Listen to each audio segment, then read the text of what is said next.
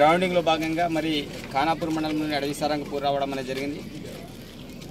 ఇప్పటికే చాలా వరకు నియోజకవర్గాల వారీగా ఇండ్లను పంపిణీ ప్రజాప్రభుత్వం చేసింది. దానిలో భాగంగానే గ్రామ సభలు పెట్టి గతంలో ఎంపిక చేయడం అనేది జరిగింది.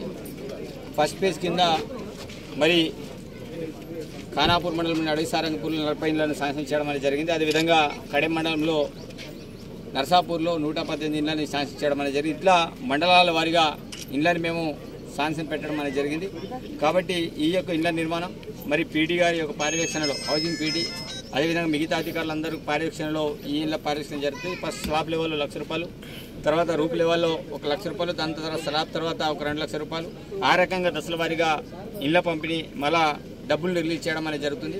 కాబట్టి ఇండ్లు రాని వాళ్ళు ఎవరు కూడా ఇబ్బంది పడాల్సిన అవసరం లేదు. తప్పకుండా రాని వాళ్ళ కుటుంబాలకు కూడా మేము ఎంపిక చేస్తాం, వాళ్ళకు కూడా ఇండ్లు ఇస్తాం. చాలామంది అనుకునేది ఏంటంటే వచ్చిన లిస్టే పైన మాకు ఇండ్లు రావని ఒక భ్రమల్లో ఉన్నారు. కాబట్టి 100% గ్రామ సభలు పెట్టిందే ఈరోజు అందరికీ తెలవడానికి. దీంట్లో ఎలాంటి పైరవీలు కానీ ఎలాంటి ఇక్కడ ఉండయి. 100% ఎలిజిబుల్ ఉన్న ప్రతి కుటుంబానికి ఇంద్రమిల్లు ఇచ్చే బాధ్యత మాది.